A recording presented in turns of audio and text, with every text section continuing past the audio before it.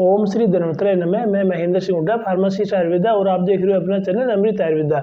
आज की इस वीडियो के अंदर हम चर्चा करेंगे कि किस प्रकार हम हमारे गट हेल्थ को इम्प्रूव कर सकते हैं, यानी कि हमारे जठर तंत्र को, पाचन तंत्र को मजबूत कर सकते हैं। हमारा जो गट हेल्थ होता है यानी गैस्ट्रो इंटेस्टाइनल होता है, वो हमारे मुख से लेकर, पाचक अग्नि से लेकर, हमारे ग्रास नली से लेकर हमारे आमाशय, छोटी आंत, बड़ी आंत और कोलन तक होता है। और इसके अंदर बहुत ज़्यादा बैक्टीरिया, वायरस और कवक होते हैं, और उन सभी की मिलाकर लगभग 200 प्रजातियां पाई जाती है, जो कि हमारी गट हेल्थ के लिए बहुत ज़रूरी होते हैं। और इसमें दो तरह के बैक्टीरिया होते हैं, इसमें गुड बैक्टीरिया होते हैं और बैड बैक्टीरिया भी होते हैं। तो किस प्रकार हम अपने अच्छे बैक्टीरिया को बढ़ा सकते हैं और पाचन तंत्र को स्वस्थ रख सकते हैं। हमारा जो पाचन तंत्र है वो 3 काम करता है। ये भोजन को पचाता है, उसमें पोषक तत्वों को अवशोषित करता है और अपशिष्ट पदार्थों को बाहर निकालता है। आज के वीडियो के अंदर हम ये देखेंगे कि ऐसे कौन कौन सी चीज़ें हैं, ऐसी कौन सी टिप्स है, जो उपाय है कि हम हमारे पाचन तंत्र को,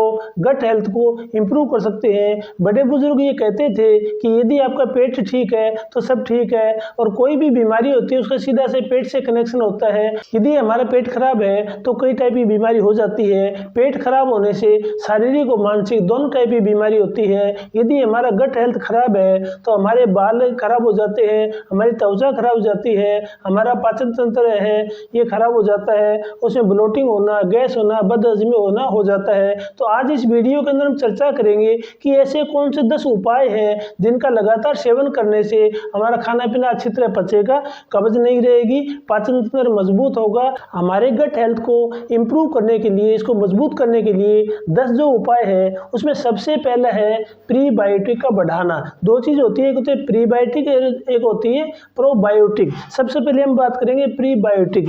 प्रीबायोटिक बहुत सी ऐसी चीज़ों में होता है जिसमें फाइबर होता है। ये हमारे कोलन के गुड बैक्टीरिया के लिए बहुत ही अच्छा होता है। आयुर्वेद के हिसाब से देखा जाए तो अलसी के सीड के अंदर और कासनी की जड़, जो कि बहुत सी लीवर की दवाई उसके अंदर डलती है, उसमें प्रचुर मात्रा में फाइबर होता है, उसमें प्रोबायोटिक होता है। और इसके अलावा तीसरा जो होता है वो होता है इसबगोल। इसबगोल के अंदर भी प्रचुर मात्रा में प्रीबायोटिक होते हैं। प्रीबायोटिक जो होते हैं ये हमारे पाचन तंत्र में पाचन न होकर, स्टोमक में पाचन न होकर सीधा ये बड़ी आंत में चले जाते हैं, और वहाँ पर गुड जो बैक्टीरिया होता है उनका ये भोजन बनते हैं। और कासने की जो जड़ होती है इसके अंदर प्रचुर मात्रा में इनुलिन होता है, और इसके साथ साथ में जितने भी जो फाइबर वाली चीज़ें होती है प्रीबायोटिक का काम करती है, उनके अंदर मुख्य रूप से 3 चीज़ें पाई जाती है। इसमें इनुलिन होता है, FOS होता है यानी फ्रुक्टो ओलिगोसैकेराइड होता है, और GOS होता है यानी गैलेक्टो ओलिगोसैकेराइड भी इसमें पाई जाता है। तो कासनी की जड़ में ये प्रचुर मात्रा में पाई जाता है,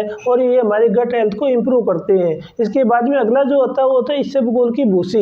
इसबगोल की भूसी लगातार लेने से ये हमारे जो गुड बैक्टीरिया होते हैं उनके भोजन का कार्य करता है, और हमारी छोटी आंत, बड़ी आंत स्वस्थ रहती है। और किसी भी टाइप की अल्सराइटिस, कोलाइटिस हो, IBS हो और डायरिया जैसी प्रॉब्लम हो, उसको ये ठीक करते हैं। इसबगोल का लगातार सेवन करने से इसमें फाइबर ज़्यादा होते हैं, ये कब्ज से, कॉन्स्टिपेशन से भी राहत दिलाता है। हमारी गट हेल्थ को इम्प्रूव करने के लिए, पाचन तंत्र को इम्प्रूव करने के लिए दूसरा जो उपाय है वो है प्रोबायोटिक्स। प्रोबायोटिक है वो सबसे ज़्यादा मात्रा में पाई जाता है दही में, योगर्ट में, खमीर में, जो फर्मेंटेड चीज़ें होती है इसके अंदर पाई जाता है, किमची में पाई जाता है, पुराने पनीर के अंदर पाई जाता है। और ये एक हिसाब से सूक्ष्म लाइव बैक्टीरिया होते हैं जो हमारी बड़ी आंत के बैक्टीरिया के लिए बहुत उपयोगी होते हैं, और ये हमारे पाचन तंत्र को मजबूत बनाते हैं। और हमारे जो पाचन तंत्र की छोटी आंत, बड़ी आंत होती है उसमें अवशोषण करने में, पोषक तत्वों को अवशोषित करने में और उसको अपशिष्ट पदार्थों को बाहर निकालने में बहुत अच्छा कार्य करते हैं। प्रोबायोटिक जो होते हैं एक हिसाब से ये जीवित बैक्टीरिया होते हैं, और इनको गुड बैक्टीरिया भी कहते हैं। ये हमारे पाचन तंत्र को मजबूत बनाते हैं, इम्यून सिस्टम को ये बढ़ाते हैं, और किसी भी टाइप का डायरिया हो या डायरिया से होने वाले दुष्प्रभाव हो उसको ये बचाते हैं। और इस क्रम में जो तीसरा जो हमारा उपाय है पाचन तंत्र को मजबूत रखने का, वो है कांजी। कांजी पाचन तंत्र को मजबूत रखने में, गट हेल्थ को इम्प्रूव करने में सबसे बढ़िया उपाय है। कांजी बिल्कुल नॉर्मल सा एक तरीका है जो हम हमारे घर में किचन में आसानी से इसको बना सकते हैं और इसमें बहुत ज़्यादा चीज़ों की जरूरत नहीं पड़ती है। सबसे पहले इसमें एक बड़ी सी मिट्टी की हांडी होनी चाहिए, या आप एक मर्तबान ले सकते हो, या आप इसमें एक कांच का जार भी ले सकते हो। और उसमें 1 किलो काली गाजर नहीं हो तो लाल गाजर, या जो बीटरूट होता है, चुकंदर होता है, वो आपको लेना होता है। और इसमें 1 लीटर बॉईल किया हुआ पानी, आधा चम्मच हींग का पाउडर, 1 चम्मच काली मिर्च का पाउडर और 2 चम्मच या तो सरसों के बीज उसको पीस कर दरदरा पाउडर बना लो, या फिर राई जो होता है उसको पीस कर दरदरा पाउडर बना लो। और 2 चम्मच इसके अंदर डलते हैं सेंधा नमक, या इसमें काला नमक ले सकते हो। और जिन पेशेंट को बीपी की प्रॉब्लम हो, नमक कम लेना चाहिए या फिर नमक नहीं लेना चाहिए। उसके बनाने का बिल्कुल सीधा सा तरीका ये होता है कि 2 लीटर पानी को उबाल के उसको ठंडा कर लो। उसके बाद में 1 किलो बीटरूट हो, लाल गाजर हो या काली गाजर हो, उनको अच्छी तरह छील लो, साफ कर लो, उसको लंबे पार्ट में काटना होता है। और उसके बाद में एक बर्तन के अंदर, मर्तबान के अंदर, ये जो आपकी हांडी जो मिट्टी की होती है उसके अंदर ये सारे जो गाजर के कटे हुए टुकड़े होते हैं इसमें डाल देने होते हैं। और इसके ऊपर आपकी हींग का पाउडर, काली मिर्च का पाउडर और जो काला नमक या सेंधा नमक उसका पाउडर, और जो राई या आपने जो सरसों ली है इसका पाउडर हम डाल देते हैं। उसके बाद में गर्म करके जो ठंडा किया हुआ पानी होता है वो इसके अंदर डाल देते हैं और उसके ऊपर एक अच्छा सा सूती कपड़ा बांधकर उसको धूप में रख देते हैं। और 2-3 दिन तक इसे पानी को धूप में रखने के बाद इसमें डंडी से चलाते रहते हैं, हिलाते रहते हैं। 2 या 3 दिन में ये कांजी बन के बिल्कुल तैयार हो जाती है। और हम इसको चेक करेंगे कि इसमें फर्मेंटेशन हो जाता है और ये खट्टी हो जाती है। ये जो आपकी कांजी बनी है इसका आप 50 ml से लेकर 100 ml तक डेली यूज कर सकते हो। सुबह के टाइम में इसका लगातार सेवन करने से गैस में, अपच में, बदहजमी में बहुत अच्छा कार्य करता है, पेट साफ को करता है। एसिडिक औषधि होने की वजह से विटामिन सी की प्रचुर मात्रा होती है, ये हमारे इम्यून सिस्टम को बढ़ाता है और पाचन तंत्र को मजबूत बनाता है। पाचन तंत्र को मजबूत रखने के लिए, गट हेल्थ को मजबूत रखने के लिए, इंप्रूव करने के लिए अगला जो उपाय है उसको बोलते हैं एप्पल सीडर विनेगर। यानी कि जो एप्पल होता है, सेब होता है, इसके सिरके का पानी बनाया जाता है। जो एप्पल सीडर विनेगर लेने का तरीका ये होता है कि इसका कम से कम 10 ml और एक बड़े गिलास में कम से कम 100 ml पानी में डाइल्यूट करके लेना होता है, सीधा नहीं लेना होता है। तो इसको डाइल्यूट करके यदि आप लेते हो और टेस्ट के लिए आप इसमें थोड़ा सा शहद भी डाल सकते हो, तो ये लगातार लेने से आपके गट हेल्थ के अच्छे बैक्टीरिया के लिए बहुत अच्छा कार्य करता है। एसिडिक एसिड होने से ये आपके खाने को पचाता भी है और इसके अंदर हल्की सी मात्रा में मैग्नीशियम होता है जो कि आपके पेट को साफ करता है, कब्जियत नहीं होती है। लगातार सेवन करने से इम्यून सिस्टम मजबूत होता है, भूख अच्छी लगती है और पाचन बहुत अच्छा होता है। आपके गट हेल्थ को इम्प्रूव करने के लिए 5वां जो उपाय है उसको बोलते हैं आंतरायिक उपवास या लंघन, और आज की भाषा में इसको बोलते हैं इंटरमिटेटिंग फास्टिंग।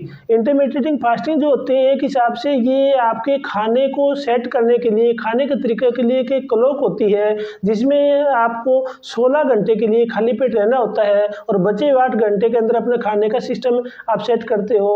और इस काम के लिए जापान के वैज्ञानिक थे ओशिनारो, उनको चिकित्सा क्षेत्र में नोबेल पुरस्कार मिला था। यदि आप देसी भाषा में, सीधी भाषा में देखें तो इसका मतलब ये होता है कि जो हम 2 जून की रोटी खाते हैं, ये यदि हम सुबह 9 बजे से 11 बजे के बीच में खा लें और शाम की जो खाना है हमारा 5 बजे से 7 बजे के बीच में खा लेते हैं, तो दोनों भोजन के बीच में 8 घंटे का गैप हो जाता है। और रात का जो आपने खाना शाम को 7 बजे खाया है, अगले दिन सुबह यदि आप 11 बजे तक खाते हो, 9 से 11 के बीच में, तो उसके बीच में एक 16 घंटे का गैप हो जाता है। उसको बोलते हैं इंटरमिटेटिंग फास्टिंग। ये गैप होने से हमारा जो पेट खाली होता है तो हमारी जो सेल्स होती है ये हानिकारक सेल को खाने लगती है, बैक्टीरिया को, वायरस को खाने लगती है और हमारा शरीर स्वस्थ रहने लगता है। हमारे प्राचीन आप सभ्यता संस्कृति में देखोगे, आयुर्वेद में देखोगे, वैदिक काल में देखोगे तो लंघन चिकित्सा का बहुत महत्व बताया गया है। हमारे हिंदुओं के अंदर बहुत ज़्यादा ऐसे व्रत होते हैं, त्यौहार होते हैं जो व्रत करते हैं, ये एक साइंटिफिक होता है। और हमारे मुस्लिम भाई भी रोज़ा रखते हैं और हमारे जो सरदार भाई है ये भी व्रत रखते हैं। तो ये एक पुरानी प्राचीन पद्धति है हमारे पेट को सही रखने के लिए, हमारे गट हेल्थ को सही रखने के लिए। इससे हमारा जो खाना अच्छी तरह मजबूती से पाचन होता है।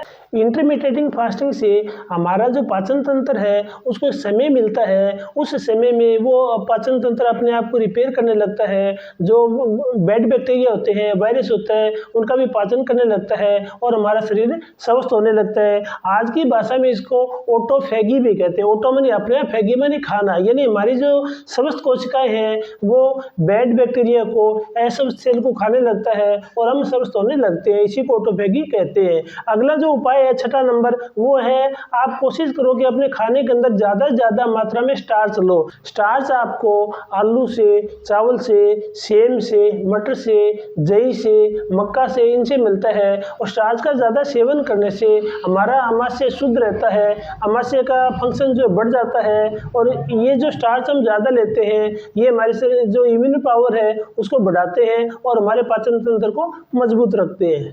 अगला और जो 7वां उपाय है वो है आपको बहुत ज़्यादा मात्रा में पानी पीना चाहिए। कोशिश करो कि एक दिन में 8 गिलास आप पानी पिए और यदि हो सके तो थोड़ा सा सेंधा नमक डालकर गुनगुना पानी करके पिए। इससे हमारा जो कोलन है वो साफ रहता है, पाचक अग्नि बढ़ती है और भूख ठीक लगती है। अगला जो उपाय है वो है लेमन और हनी का, यानी कि आप जो नींबू का पानी होता है उसके अंदर थोड़ा सा शहद डालकर दिन में 2 बार सुबह शाम खाली पेट लो, तो ये हमारे गट हेल्थ को इम्प्रूव करता है। और ये जो नींबू का जो पानी लेते हैं ये एसिडिक होने की वजह से खाना जल्दी पचता है और हमारे गुड बैक्टीरिया के लिए बहुत अच्छा होता है। हमारे पाचन तंत्र को मजबूत करने के लिए अगला जो 9वां उपाय है वो है आपको प्रचुर मात्रा में जूस पीना चाहिए। जूस आप इसका नींबू का पानी पी सकते हो, आप सेब का जूस ले सकते हो।